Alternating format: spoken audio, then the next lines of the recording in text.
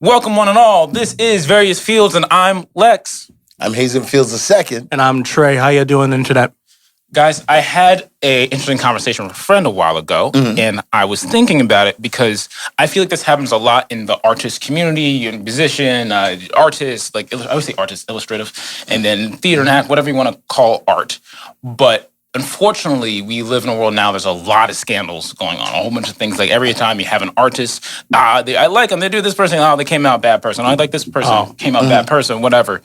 And the biggest thing that I feel comes often around this conversation is how do we feel about separating on the art from the artist? So is that a movie from one of the main leads who made a bad decision, did something terrible, or a writer who did something bad, and you get the examples. But How do you guys feel about that? I feel like it's always not highly debated, but we're never clear on it, So are you saying something like a real big artist, maybe a person that's made a movie, does something horrible? Do we now no longer want to watch that great movie he made 5 years ago? Right.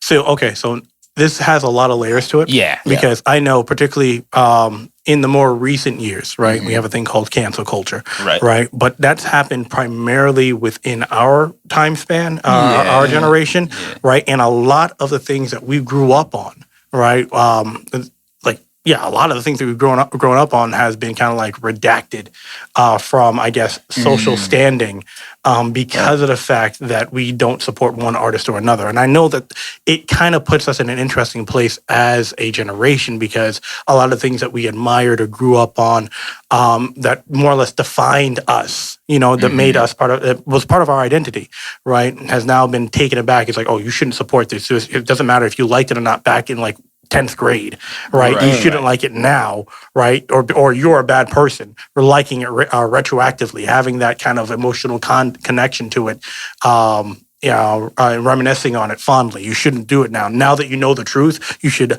have full ire towards the author, the musician, the actor who was your role model, essentially. So I understand.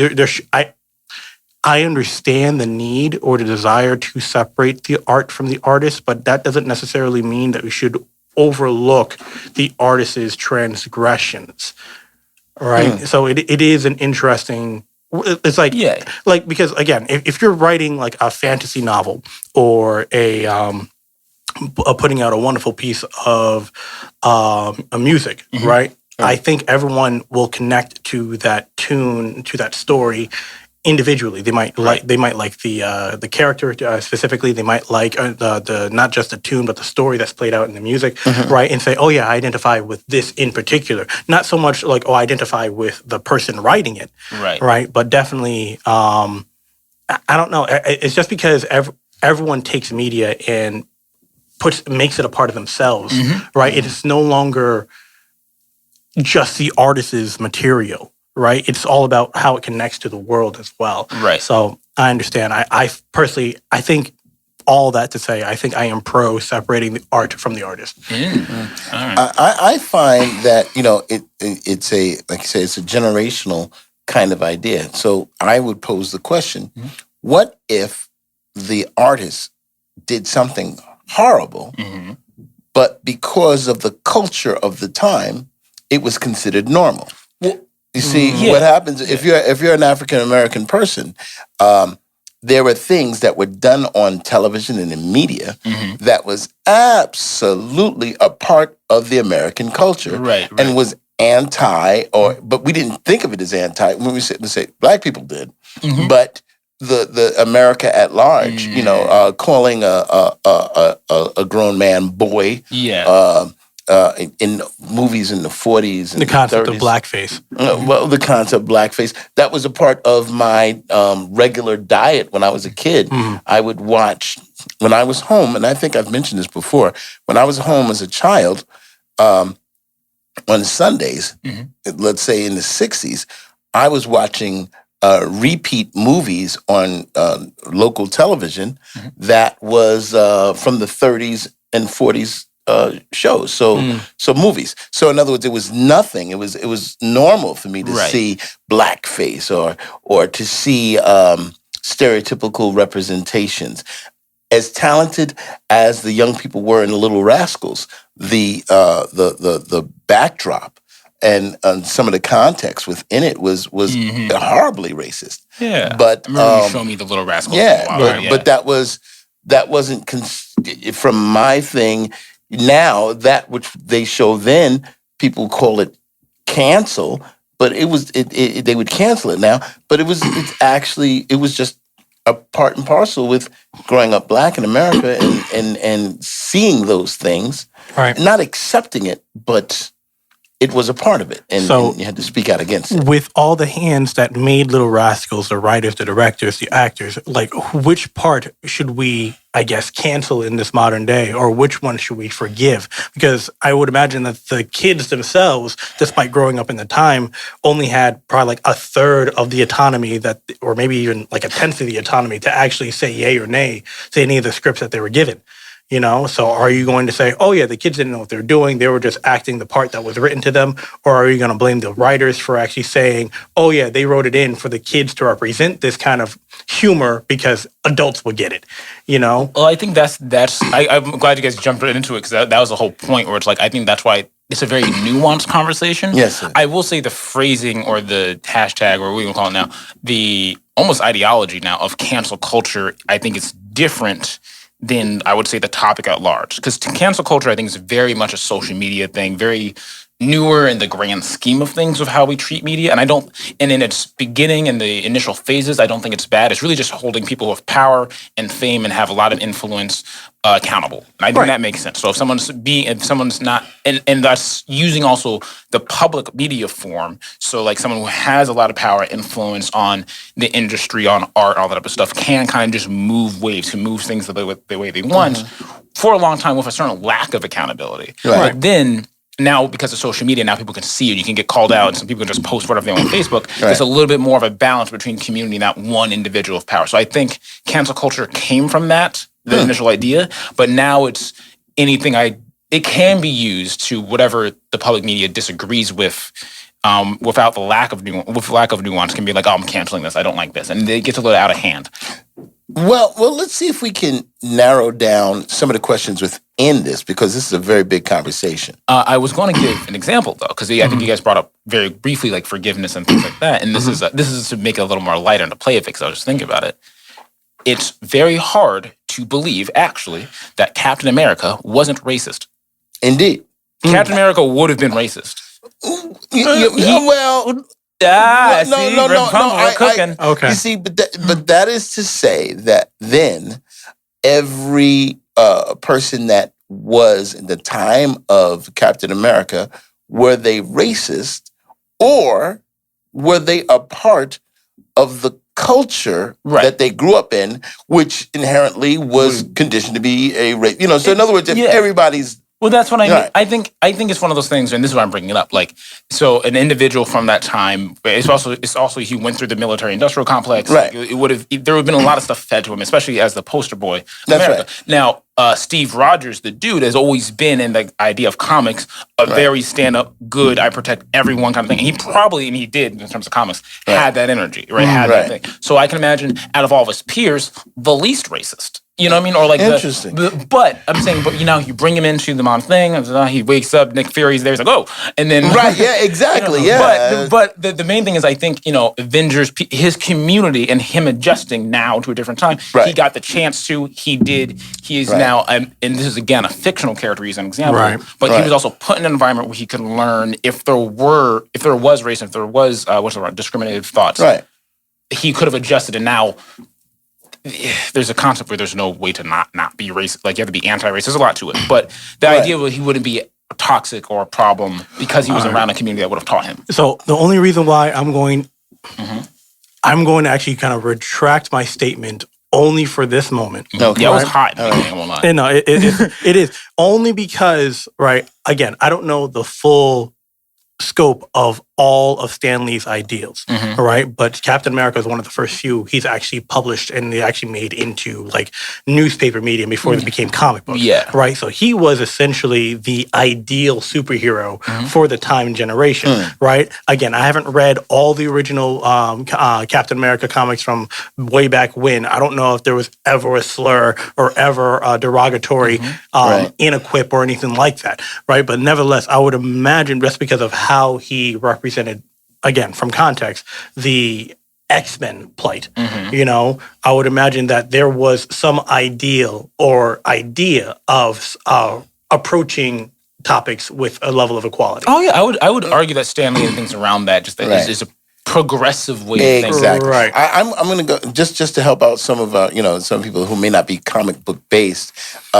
Steve Rogers is the actual real name of Captain America, Right. or his what do you call it? His secret identity, and that kind of. So when we're speaking of that character, if we brought him into real life, what would be some of the things that Steve Rogers? Because we kind of dumbed down his waking up out of the ice, as it were. Right. So, in other words, what are some? We to be safe, they'll talk about the technology. Oh my gosh, no more radio, television is really taking off. But he would have actually been surprised that, oh my gosh, you can drink from that fountain as well. Legitimately. It would. He was like, oh, that.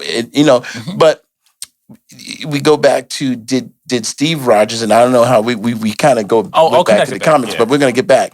But did Steve Rogers represent, or Captain America, did Captain America represent what America was or is, or what America could be? Right. Was he the best ideal of America? Right. So, in other words, almost a fictitious version of the narrative of what America could be, because at this point we know that America struggles and has challenges with its past. Yeah. So him representing the past, but him being very progressive, might very well be that Captain America himself represents that which we have not yet achieved. And I like that, actually, this is a good transition point. Please, if you like this topic and if you like the combination between cancel culture and Marvel Comics and nerdery in general, please like and subscribe. We've actually been doing very good so far. We appreciate everyone. Yes. So thank you so much for all the support and help to continue doing this. Thank you so much. And keep giving you more various fields, random stuff. So with the Captain America thing, I'm taking it back a little bit and getting back to the original topic, I would like to imagine, I do think, also going back to the X-Men thing with Stan Lee, that the writers of that were progressive, And I'm seeing a progressive time of thinking, a progressive line of thinking. And that mentality kind of transitioning back to cancel culture, or transitioning back to what we're talking about individuals, is also, I think, can be kind of applied here. Where it's like, interesting. it depends. I think it depends greatly on the individual and on the person. There are some people who have been, quote unquote, canceled or straight up, sent to prison or whatever the case is. And you can either tell they haven't learned any type of lesson, that this person, their ideology, what they see, what they believe, or is just straight up horrific, right?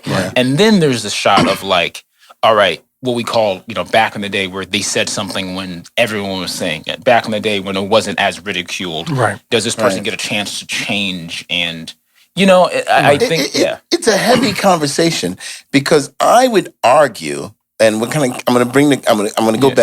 come back again to the comic thing. I would argue that Stan Lee and the men of the time wrote what might have been considered progressive for themselves at the time. Yes. If we were to look at the costuming in our normal Marvel comics, I would suggest that there would be some women to suggest that there was a great deal of objectivity of women in the comics in reference to their representation. However, at the time, men from the 50s and 60s that went into the, comics, the men of that, because I don't think there were a great deal of women comic book writers at the time, and so their opinions and it's from their purview. Right. So, but I wanted to put that, but I do want to put this question out there. So one of the questions within this is, as an artist, and actually it includes us right now as Yes. people in the media, I wanna do it. do we have a responsibility? Do artists, do actors, do singers, do you have a responsibility to those who are watching you to maintain a certain type of integrity or use your platform to do that which is good? We know that we haven't been naming names, but there's a very famous artist who has positively, I guess you could say, endorsed a candidate for this upcoming election. I don't know. I say I'm trying to remember upcoming. the artist. I'm trying to remember. Well, I'll just say they moved quickly, Gotcha. and they might have Gotcha. been considered a person that sowed. Gotcha. A fast seamstress. Fast. Do you understand? Yes. Oh, I didn't know about. I was. Yeah. But anyway, if we're I don't want to say the word tailor because that's a person It's good. that fixes. It's good. But anyway, quickly. anyway, the whole point is good. It actually was good. Sorry, go ahead. Good. But anyway, when you have a platform, and particularly if it becomes large, do you have a responsibility to the community at large? So, you go for a second. I simply want to Yeah. I want to say yes to that. Yeah, right. absolutely. You want to say No, yes. no, I know. I want to say yes to that, but I'm like, there's also a part of me that almost says, "How could you?" Because only because I do not know how the world might view anything that I might put out today, 50 years from now. Right.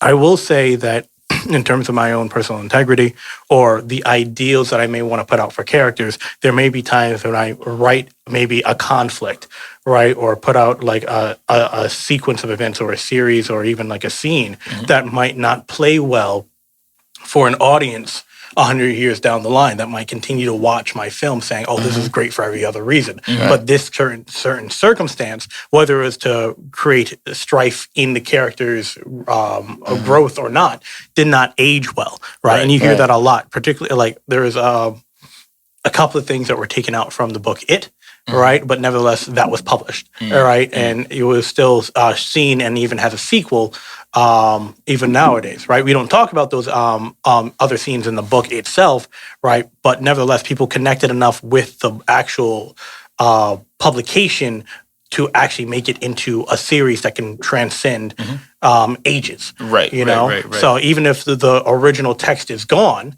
right?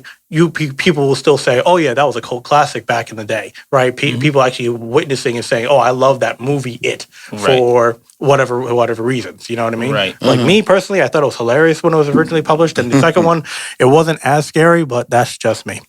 I would like to say again to answer the immediate question: artists and individual artists should and definitely should is very specific here, but definitely should bear the responsibility of putting out or producing morally, I guess. Sorry, I'm trying to find my words here. You're fine. It's more of I'm going to say yes, they should be responsible for the art they put out, right? Yeah. And then the idea would be it should progress morally, it should be active, it should be thoughtful in that kind of way. I would say it's hard to hold an individual accountable for that thought process, if that makes sense, especially in art, because art can be so many things. But it really comes down to that plus platform to me. Right. The platform is really like, in fact, let's do it this way. We have a platform now. Yeah. We're not super big yet, or hopefully we will. But I think we have almost a tag of we don't know nothing. Right. As we get million subscribers, because we will. Hey, help us out there. As we get a million subscribers and stuff like that, if I were just to throw out any, especially like health information without knowing the truth of it, and be like, hey, take these pills, they're great for you. That's on me, and that's actively a danger to people. Right, and it would be on us. It would be on us, yeah. Right. And it's interesting because if you say something out of sorts or out of turn or unseemly or something like that, that would reflect on the group of us, which is another part of that question. If one person within the group says something, does it reflect on the group? And it does. I actually never thought about that. Yeah. Teddy bears are terrible. What? Not one, and you guys they all stand by it. They stand by it. Wait, what? Teddy bears are terrible. Okay, all right. Well, control power. Here's a platform I think the teddy bear community is now mad. Go ahead. here's a platform I think everyone can agree on, but it might be it's scary to think about where this might go in the near future. All right. I am not terrified of AI, but I do not subscribe to the impending robot revolution You never liked robots. that my is goodness. coming Oh boy. imminently. Yikes. All right. All right. We have AI that has Okay. already gained citizenship. Yikes. All right. So First one on this. all I'm Yeah. saying is, for those that are developing AI and robots, congratulations, you're doing a service to this generation. Okay. It makes all the world better. However, if they get any smarter, and when we have like some type of iRobot situation happening, right? But listen, but you are saying that you don't want to feed into the conspiracy theorist community. Is that what you're? All I'm saying is, if we do our due diligence, we wouldn't be an issue at all. Actually, I can make this connect, and then we'll do Please it. do it. Yeah, please. Because I was just thinking about this the other day. We talk about art, and we talk about artists and things like that, but also tools and technology will fall in the same line, Yeah. I would say. Right. And also, it'd be very hard to. You can also argue that tools and technology are also a form of art. You know? Right. But I think it was a phrase I heard that kind of stuck with me is that, a broom could be used for sweeping or hitting someone over the head. You know? And the idea around that is also the interpretation of the thing. Because the artist, the person who designed the broom, the person who designed something to be used it's to clean up the house, it's to do this. Right. But someone else can then use it in a different way Right. that then corrupts the usage of that. I'm making the connection of AI because the AI thing is, and as far as I know about it, it's actually an amazing tool, and I would imagine it was produced in not morally, but like, hey, this is going to help people. This Right. is going to advance society. Right, Of course. But then it can be used in any kind of way, and I think that's another Isn't that aspect interesting? Yeah, of yeah. art. It can be the same thing of like, hey, I have this idea. This is why I want fantasy and all this type of stuff. I think ogres. I think this. I think whatever. Completely removed from reality, Right. and someone can then use this book and be like, this is Orgo was supposed to be this kind of people and this kind of community, right, and the ogres were evil, so these people are evil, and that guy can be like, whoa. Hey, But it's interesting to me that the culture, and again, I'm going to go back to culture because growing up, we used to have my generation put out that smoking was good. Right. You would see smoking be good, and drinking was good. In fact, there was a comedian I can't remember his name off the top, but he was depicting the lovable drunk. And we called him the lovable drunk, and we would use terms like wino to lessen the. But here was a person that was on stage showing his life being addicted to alcohol, being an alcoholic. And this is that. But in the 50s and 60s, we would laugh, and he would, Alcoholism. alcohol. Yeah, exactly. but now that we're starting to realize. yeah. The moral responsibility that we have to let people know that those things that were considered vices are things that we want to remove ourselves from. So anyone that's watching this that is dealing with something, we want to let you know that you can overcome those things if you continue to sally forth with your true intention of being your best self. So we're supporting you in getting to where you need to be. All right. Who's Sally? Sorry. Wow. I don't know. All right. No, but actually, the one thing that you brought up that I also think, though, the relationship we haven't really talked about between the artist and the art and the whatever this is being produced, but then also how the community receives it. I think in general, because a lot of comedians, also like people who present themselves as edgy comedians, will be like, cancel culture, I'm trying to do something edgy. And they'll kind of play with it and they think it's fun, but the idea of cancel culture, I think, by other artists can almost be abused because now it's looked at as a line. Like, can I toe this line? Can I be as edgy or divisive, whatever as possible, and then get away with it? Right. But I think it's still a good thing that we even have this discussion because it's also the idea of holding people of power and sway accountable. Right. And even if the idea of someone who has a lot of power online is like, oh, I can't even turn to the left without someone accusing me, Right.